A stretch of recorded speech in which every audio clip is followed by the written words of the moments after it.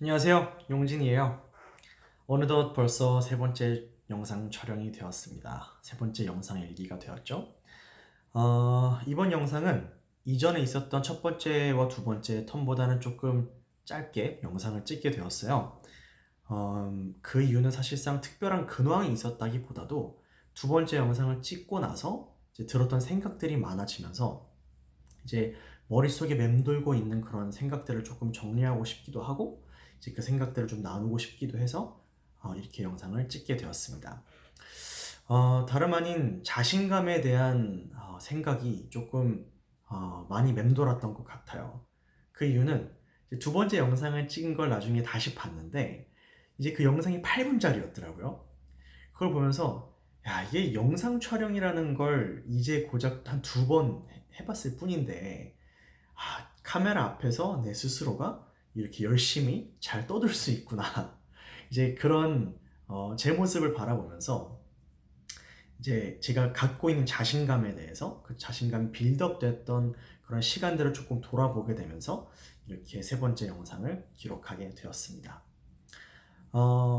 돌아보면 이전 영상에도 얘기했다시피 유학 생활을 한 10년 정도 하면서 자신감을 천천히 쌓아왔던 것 같아요.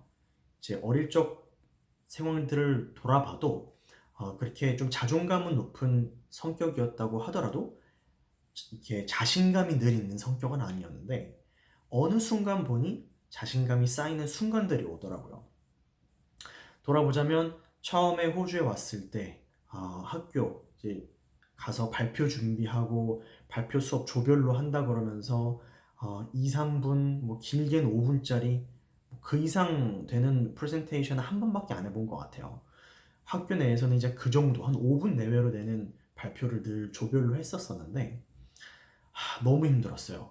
벌벌 떨고 막 땀 막 줄줄 나고 목소리 갈라지고 막 덜덜덜덜덜 떨면서 그렇게 발표를 했던 기억이 납니다. 발표 준비를 할 때도 막 무슨 얘기를 해야 되나 뭐 가지고 있는 정보는 요만큼밖에 없는데 요만큼 5분으로 늘리려니 그게 너무나 힘들었던 것 같더라고요. 근데 이제 그렇게 한 4, 5년을 해도 자신감이 안 붙던 시기가 있었는데 언제부터 이 자신감이 좀 이렇게 쭉 오르는 계기가 있었냐면 첫 번째 직장에서 있었던 저의 첫 프레젠테이션 때문이었어요. 그때가 이제 인턴 생활을 할 때인데 회사에서 저희 매니저가 이제 저에게 임무를 주었죠.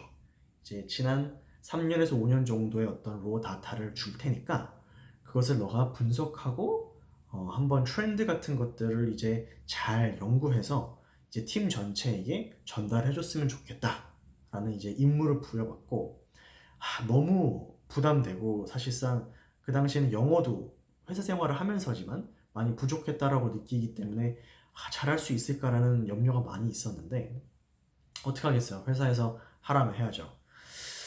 그래서 한 2주 동안 2주 조금 넘는 시간 동안 굉장히 열심히 리서치했어요.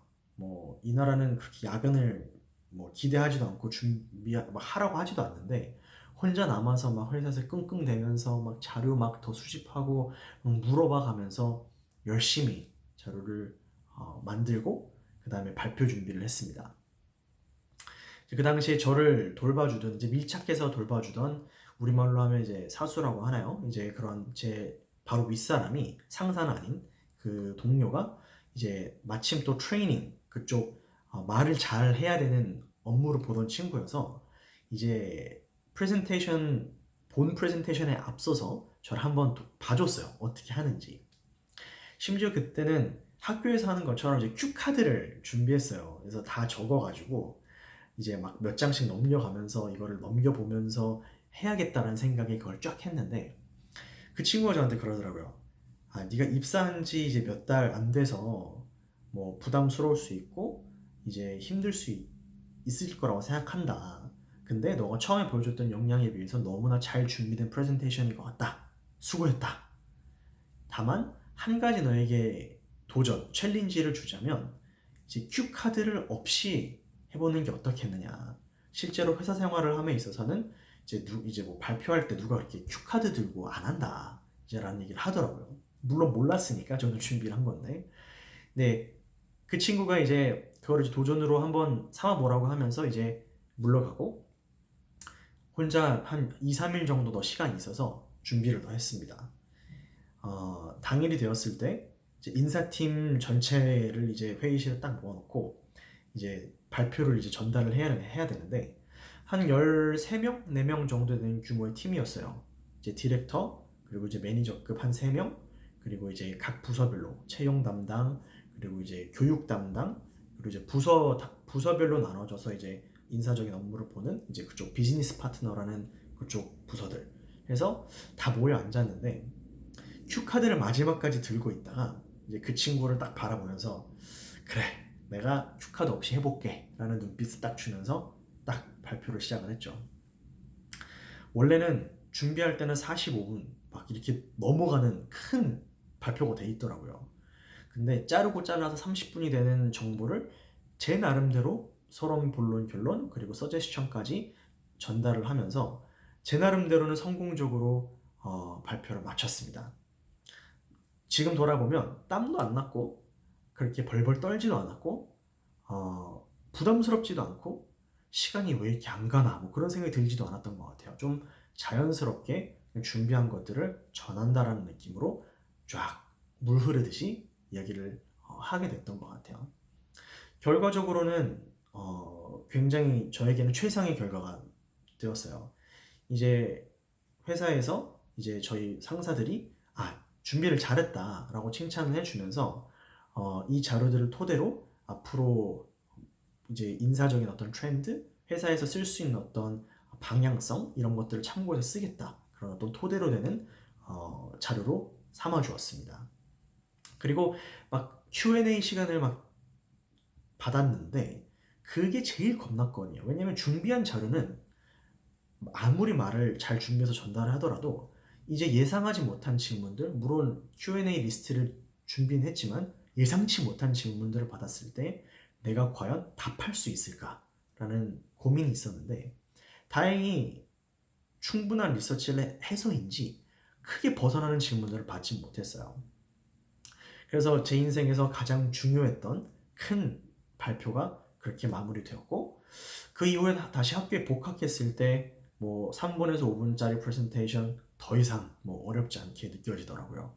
굉장히 수월하게 의견을 전달할 수 있었고 바디 랭귀지라든지 아니면 시선 처리 아니면 이제 뭐 딕션까지도 나름대로는 이제 듣는 청중의 입장까지 고려해 가면서 분석해 가면서 준비를 할 수 있었던 것 같아요.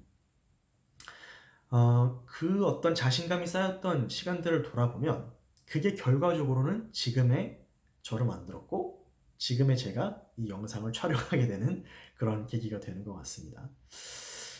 두 번째 영상이 한 8분 정도 됐는데 이번 영상도 한 그 정도 되지 않을까 생각을 해요.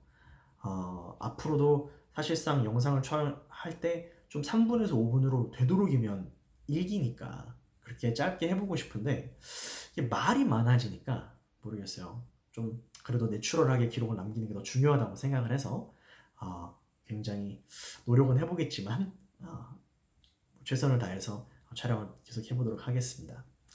오늘은 이 정도 제 생각을 나눠봤고요. 다음 영상에서는 좀 더 있었던 근황들을 또 나눠보고 그 사이에 드는 생각들이 있으면 그것을 또 기록해 보도록 하겠습니다.